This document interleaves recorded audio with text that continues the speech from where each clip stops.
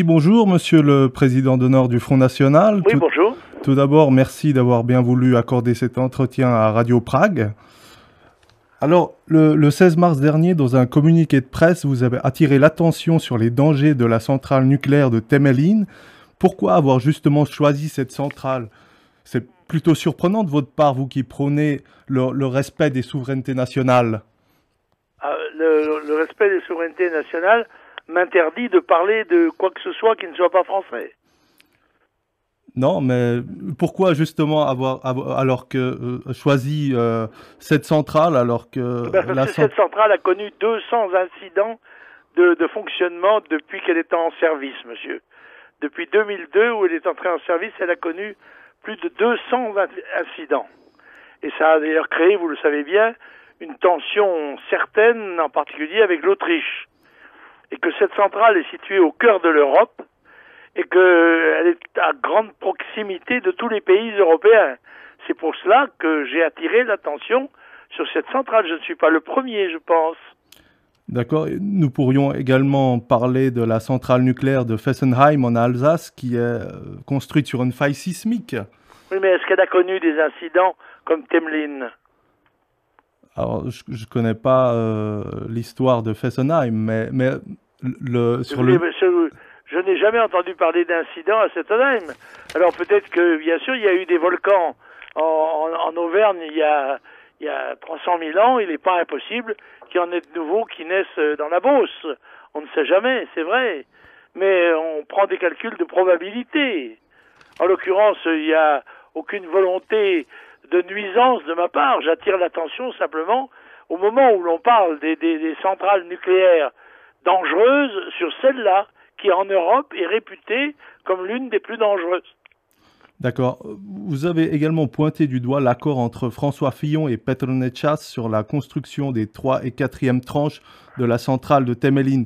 Oui, parce qu'il me paraît, si vous voulez, un petit peu étonnant que l'on veuille agrandir le risque à Temelín, alors que il y a quand même des interrogations qui sont émises quand même. Donc construire une nouvelle tranche à cet endroit-là me paraît quand même un peu étonnant.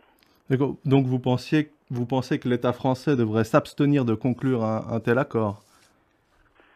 Je demande au moins que ce soit étudié sérieusement. D'accord, ok. Alors voilà pour le dossier nucléaire. Il nous reste un peu de temps pour des questions internationales. Concernant l'intervention en Libye, que pensez-vous de la position du gouvernement tchèque qui a préféré ne pas prendre part aux opérations militaires? Je suis tout à fait de son avis. Je considère que l'opération en Libye s'apparente de plus en plus à un acte de piraterie internationale. D'accord. Alors, dernière question enfin. Car sous le prétexte d'établir une neutralisation de l'espace aérien, on assiste à une participation active sur le terrain à la bataille, à la guerre civile. Et l'appui donné à des rebelles par l'organisation internationale est absolument scandaleuse. Alors vous pensez que le président Sarkozy mène cette guerre pour des raisons électorales, vous l'avez... Oui, je l'ai appelé le général Pinocchio d'ailleurs. Je fais un article sur mon site, d'ailleurs, vous pourrez le consulter aujourd'hui ou demain, qui s'appelle le général Pinocchio s'en va en guerre.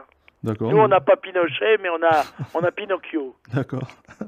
Alors, dernière question enfin, vous sentez-vous proche de l'euroscepticisme du président tchèque Václav Klaus? Oui, je me sens proche de l'euroscepticisme du président tchèque. Vous voyez, comme j'ai des points de convergence avec votre pays. D'accord. Alors, Jean-Marie Le Pen, je vous remercie d'avoir répondu à nos questions. Je vous en prie, monsieur. Ouais. Au revoir. Au revoir.